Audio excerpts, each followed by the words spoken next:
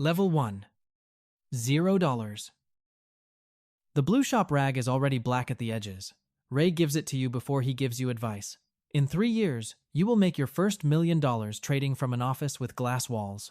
Right now, the rag is in your hand, your phone is cracked, and the chart is bleeding red. You are 22 with $14 and one borrowed belief from YouTube. Marcus walks into the repair bay with papers to buy the shop cheap. He wears loafers beside an oil stain and somehow trusts both. Then Marcus sees the trade. Your son is trying to save the business with a casino app. The mechanic by the lift laughs once. Ray does not. Ray says, "Wipe your hands before you touch money." That night, overdue bills curl on the shop office desk. The bank gives Ray 30 days. Your phone shows the stop loss you moved because losing small felt rude. You call the next candle a breakout because panic needs a nicer name. One day, Marcus will sit across from you and ask for capital. One day, the rag will hang beside the first $1 million statement. But how much grease comes off before money starts leaving its own stain? Level 2. $1,000. The panic trade is green by sunrise, which feels like an apology from God. You find out in Ray's shop office, sitting in the chair with one short leg and a folded invoice under it. The account shows $980 of profit, not rent money, not save the shop money. Still, your hand shakes like you just beat the bank in public. Ray opens the repair bay door while you are taking the screenshot. Ray is your father, owner of the shop, built like a man who has lifted engines and swallowed worry. You tilt the phone toward him. Ray looks at the number, then at the overdue bills on the desk. "Green is not paid," Ray says. You hear the words and ignore the lesson. By lunch, you are at a used equipment warehouse, standing beside a compressor with fresh paint over old dents. The salesman says it will make the shop faster. You hear it will make Ray proud. You put the compressor on credit before the trade has settled. That is the first thing money teaches you. It can make a future feel purchased before the receipt clears. The salesman gives you a free calendar with race cars on it. You hang it in the shop like progress has a schedule. Back at the repair bay, the mechanic by the lift calls you Wall Street. He is not being kind yet. He is trying the joke on, seeing if it still fits. You laugh because a nickname is better than nothing.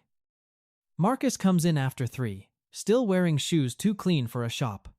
Marcus is the property buyer trying to get Ray's building before the bank does. He sees the compressor box near the wall.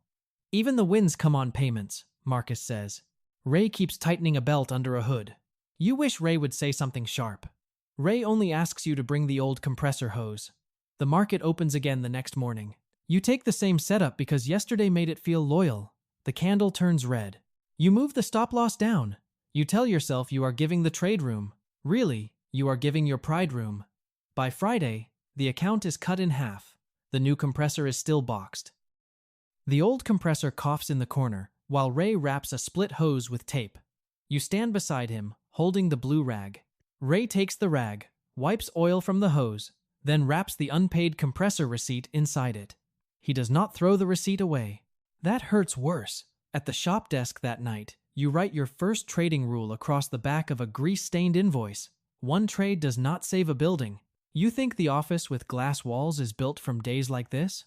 It is not. It is built from the days after this, when nobody is clapping and you still follow the rule.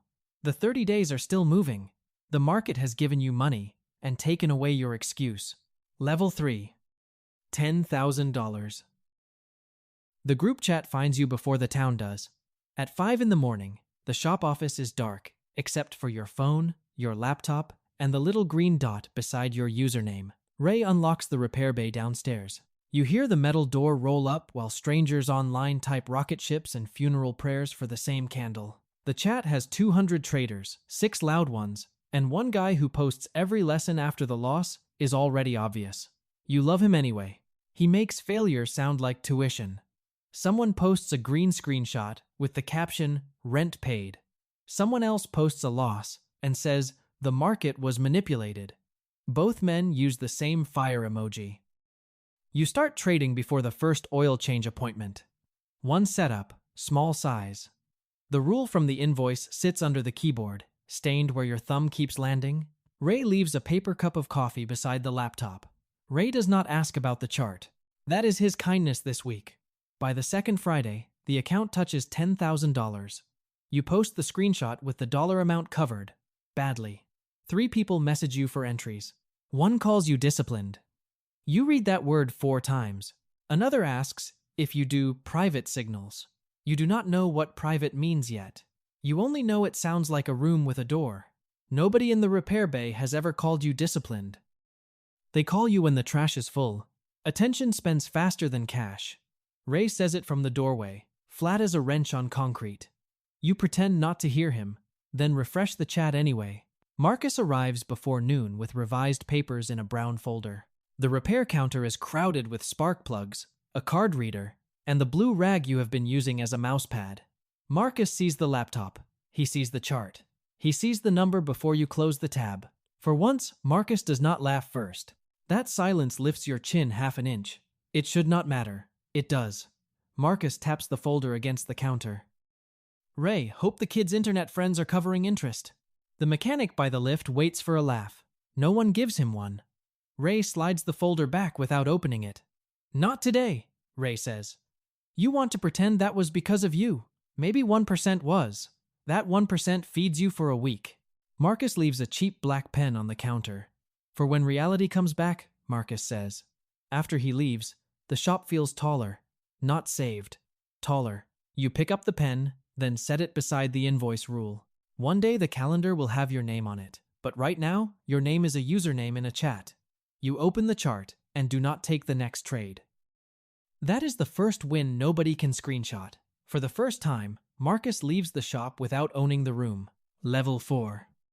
$50,000. Marcus's pen stays on the repair counter for 11 days. Nobody moves it. It sits beside the blue rag and the card reader, like a small black threat. You start building a system, because spite is useful only if it gets a schedule. The system is boring. 1 trade near the market open. Same setup, same risk. No moving the stop.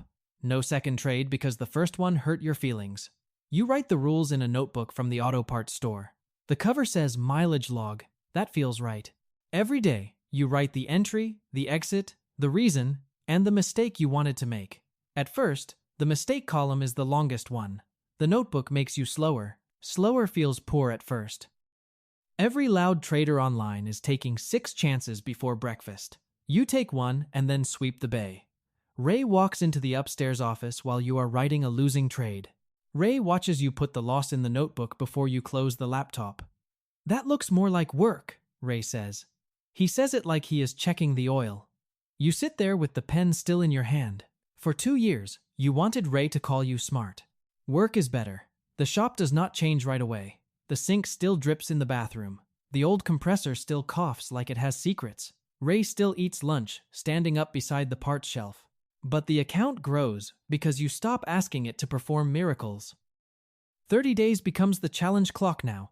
You give yourself 30 days to follow the system exactly. Not to get rich, just to stop negotiating with yourself. On day 19, you lose 3 trades in a row. The group chat calls the market broken. You write, "Market normal, ego loud." It is the first sentence in the notebook that sounds like a person you might trust. On day 20, you do nothing. No setup, no trade, no little lie about seeing something early. Doing nothing feels like losing until the account stays whole. Ray sees the blank line in the notebook. "That one count?" Ray asks. "Most of all," you say. At the end of the month, you withdraw enough to cover 1 shop loan payment. 1 payment. The bank does not send flowers. Marcus does not vanish. The building does not glow.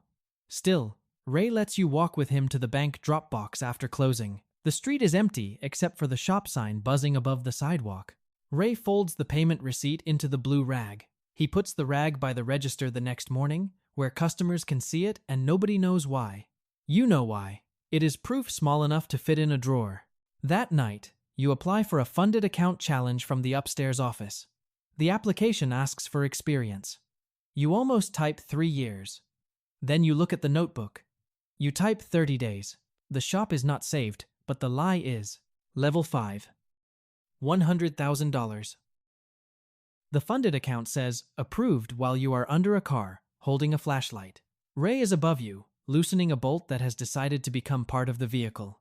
Your phone buzzes against the concrete. You slide out, Read the email and forget there is grease on your cheek. The account is not yours. That is the trick. It is buying power with rules attached, which should scare you more than it does. You failed the challenge twice. The first time, you overtraded after lunch. The second time, you broke the daily loss limit because a red candle insulted your family. The third time, you trade like a man carrying glass. At the payout meeting, the office has white walls, cold water bottles, and chairs nobody has patched with tape. You carry the blue rag in your laptop bag. You tell yourself, it is for luck. Really, it is so the room does not trick you into becoming new. The first payout lands on a Thursday. By Saturday, the family cookout knows. The backyard is crowded, loud, and full of people who ignored trading, until it sounded like rent money. You arrive with grocery bags because Ray says nobody with new money should show up empty-handed. The bags are too heavy. That feels important, for reasons you cannot name yet. For the first time, nobody sends you to the folding chair with the loose leg. An aunt clears space at the adult table with her elbow. That little scrape of plastic sounds like a promotion. An uncle asks for a safe trade near the cooler. A cousin asks if you can flip his rent by Monday. A woman from church says her son is good with phones and should talk to you. Everyone wants the one trade that cannot lose. You explain risk. They hear no. Ray stands near the grill, turning burgers with the focus of a surgeon. Ray does not rescue you from the questions. He lets you feel the room you asked for. Then Marcus arrives at the cookout with a bottle nobody opens. Marcus sees two cousins near you, phones out, asking about platforms. He smiles, but the old teeth are missing from it. So this is the trader now, Marcus says. Not casino app, trader. You should feel taller. Instead, you feel watched. Ray hands you a paper plate and says, they do not want your work. They want your result. The line lands while your cousin is still showing you his rent balance. You tell the cousin no. You do it badly. He walks away like you charged him for the word. Later, his mother stops Ray near the grill. She says family should help family. Ray looks at you instead of answering. Now your money has made Ray defend your no. That night, in the shop office, you open the payout statement and the family messages. There are 17 unread texts. Only 3 ask how Ray is doing. 30 days becomes the payout clock now. Every month you make money. People wait to see what part belongs to them. You thought respect would stand at the door and clap. It comes inside and checks the fridge. Respect has found you, and it brought a bill. Level 6. $300,000. The shop office gets 3 monitors before the roof gets fixed. That is how you know money has started lying to you. Rain taps into a bucket by the filing cabinet, while charts glow across the wall. The setup is working. 3 months green. Vendors paid. Payroll covered. Ray's shoulders drop half an inch when he thinks nobody is looking. You notice and decide you caused peace. That is dangerous. You start using words like process in the repair bay. You say risk management while Ray is filling out tax forms with a pen that skips. You explain drawdown to the mechanic by the lift. He asks if that means losing. You say, technically. He says, so losing. He is right, which annoys you. The money changes how people stand around you. Customers ask Ray if you are the son who trades. The parts supplier calls you boss by mistake, then does it again on purpose. You buy new shoes and pretend Marcus had nothing to do with the choice. You check the shine in the shop window and stand exactly where Marcus used to stand. That is the mirror you do not want. The mechanic by the lift asks if he can leave early for his kid's school thing. You say, we all have things. The words come out wearing Marcus's shoes. You hear them 1 second later. Go. You tell the mechanic. The mechanic goes without looking grateful enough to save you. At the end of the month, 1 loss hits before noon. Small. Normal. Already planned for. You double the size on the next trade anyway. You call it conviction. The notebook would call it revenge. The trade drops fast. Your face gets hot before the account number changes enough to matter. That is how you know the loss is older than money. You close it late. The month is still green. You are not. You snap at Ray when he asks if you ate. The room goes quiet after that. The money did not make you cruel. It only gave your fear a better microphone. You drive through town after midnight because the shop office feels too small for your breathing. On the corner, where Marcus used to advertise his properties, a cheap vinyl banner hangs from a half-empty building. The banner is wrinkled. 2 lights are out. Marcus's name is not on it. A red notice is taped inside the glass door. His decline does not feel good. It feels like a warning wearing someone else's coat. Back at the shop office, Ray finds you staring at the monitors. The bucket catches another drop. Ray takes the blue rag from the desk and wipes a fingerprint off the screen. Money gets dirty too, Ray says. You want to argue. You cannot. The next morning, you trade half size. Nobody online knows. Nobody claps. The setup wins, and you make less than you could have. That is the point. 30 days becomes the month-end clock now. You stop trying to make every month perfect. You start trying to stay the same size inside your own head. The shop does not need a hero every morning. Ray does not need a son who talks like Marcus in better shoes. The account is bigger. The room is smaller. You are not afraid of losing money anymore. You are afraid money is learning your voice. Level 7. $750,000. Marcus is early to the meeting. That bothers you more than if he were late. The glass-walled office is downtown, 12 floors above a street where nobody knows who fixed their brakes. Your name is on the calendar by the door. Marcus sits in the lobby holding a folder with both hands. His suit is still good, but the cuffs are shiny at the edges. The watch is gone. He keeps rubbing the pale circle on his wrist. 3 years ago, Marcus held papers in Ray's repair bay, like he already owned the air. Now he asks the receptionist if you are ready. The same glass that once felt like proof now feels like a window into your worst habit. You want Marcus to see the office. You want Marcus to see the shoes. You want Marcus to see the blue rag folded inside your open laptop bag. That last one embarrasses you. The meeting room is too bright. Marcus pitches a property deal with clean charts and dirty assumptions. He needs capital for a building that looks good from the street and sick on paper. The rent roll is printed in color. The debt schedule is hidden on page 9. You know that trick now. You hear the old repair bay in his voice. Not the words. The ownership. Marcus says, you understand risk now. There it is. The door opens inside your chest. Still a casino app? The line is perfect. It has aged for 3 years in the dark. You could place it on the table and watch Marcus shrink around it. Ray is waiting downstairs in the truck because his doctor visit is after this. The blue rag is folded on the dash.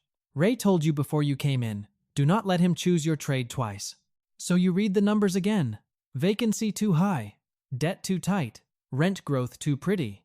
The deal is a bad trade in a clean shirt. You close the folder. I am passing, you say. Marcus waits for the speech. You do too.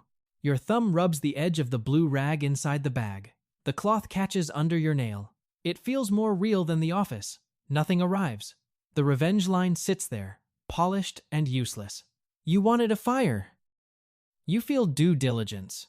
Marcus asks if this is personal. You look through the glass at your own reflection. It would be worse if it was, you say. Marcus leaves with the folder under his arm. No one laughs. No one claps. The elevator doors close before you feel anything. Then you feel tired. Your assistant removes the meeting from the calendar like any other bad idea. For a moment, that hurts. You wanted the room to remember this. The room has rent due next month. Downstairs, Ray is in the truck with the engine running. The street noise comes through the cracked window. You get in and put the laptop bag at your feet. Ray looks at your face, then at the empty sidewalk behind you. Clean no? Ray asks. Clean no, you say. 30 days becomes the meeting weight now. You carried that old insult through every trade, every payout, every quiet morning. It does not explode when you reach the room. It expires. The win you carried for 3 years fits inside one unsigned folder. Level 8. $1 million. The trade that crosses the line almost does not happen. You are in Ray's truck outside the clinic, parked beside a faded curb and a vending machine behind glass. Ray is inside for a test he keeps calling routine. You keep the phone low in your lap, not hidden. Low, that is different. The last few weeks have been plain. One setup, smaller size after big wins. No extra trade, just because the morning feels empty. No proving Marcus wrong. No saving the shop by lunch. You have become less interesting online. The group chat likes explosions. Your account likes quiet. For once, you choose the account. The account has climbed close to 7 figures, which makes every number look louder. You almost skip the trade because Ray might come out any minute. Then the setup appears. Clean level, clear stop, risk small enough to survive being wrong. You take it. The price moves. Not like a movie. No rocket. No screaming candle. Just a steady push while an old man in a windbreaker fights the vending machine for pretzels. The account crosses $1 million at 10:42 in the morning. You stare at the number until it turns ordinary. Your first thought is not a car. It is the loan folder in Ray's bottom drawer. That embarrasses you, then steadies you. Then, Ray opens the clinic door. Ray walks slowly, one hand on the rail, the other holding the blue rag he took from the truck dash. He gets in and asks if the doctor looked expensive. You show him the phone. For once, you do not explain the setup. You do not explain the stop. You do not explain how close it was last week. Ray looks at the number. Ray looks through the windshield at the street. Then Ray nods once. So now you can stop trading scared. Ray says. That is the million, not the digits. That sentence. For 3 years, you wanted Ray to believe the money. Ray was waiting to believe the man holding it. You drive back to the shop without music. The repair bay is loud when you arrive. Air tools, a radio, one customer arguing with a coffee machine. Nothing knows history just happened. You pay the dangerous debt that afternoon. You replace the roof before you replace the monitors. You keep the shop sign because Ray looks at it every morning before unlocking the door. You set aside money for every employee's health plan. The mechanic by the lift reads the paper twice. He does not call you Wall Street that day. He calls you boss, then looks embarrassed by it. 30 days becomes the debt payoff clock. For the first time, it does not chase you. It waits its turn. At closing, Ray hands you the blue rag. Not for your hands, not for the screen, for good. The rag is thin now, washed soft at the middle and dark at the corners. You fold it like something that can break. The million is not the prize. The clean hands are. Level 9. $1 million plus. The repair bay keeps running under the trading office. That is the part people misunderstand. They think the money buys escape. You use it to build stairs. The upstairs office has glass now, but the glass looks down into the shop. Ray wanted it that way. Ray says a man should hear the place that fed him. Downstairs, the lifts rise and fall. Upstairs, charts move across quiet screens. The same building holds both languages. Young traders start coming by after work. Not clients, not fans. Kids from town with cracked phones, borrowed confidence, and the same face you had at 22. One works at the tire shop. One delivers sandwiches. One is Ray's customer and still owes for a starter. They ask for the setup. They ask which app. They ask how long to make $1 million. Ray sits in the corner chair with coffee, pretending not to listen. Show them the losses first, Ray says. So you do. You open the old notebook on the small desk. The first page is ugly. Moved stop. Revenge trade. Too much size. Needed money. You do not clean up the handwriting. You do not rewrite the shame into wisdom. The page has to look like it looked when it cost you. The kids get quiet because losses look less romantic when they have handwriting. Beginners want entries. You make them read the lost notebook first. 30 days becomes the teaching clock now. Nobody touches real money in this room for 30 days. They track trades. They write rules. They learn that wanting fast money makes fast money leave faster. One kid asks if this is how you got rich. You almost say yes. Then you look through the glass at Ray checking a customer's tire pressure. This is how I stopped being poor inside the trade, you say. The kid writes that down. He spells trade wrong. You let him.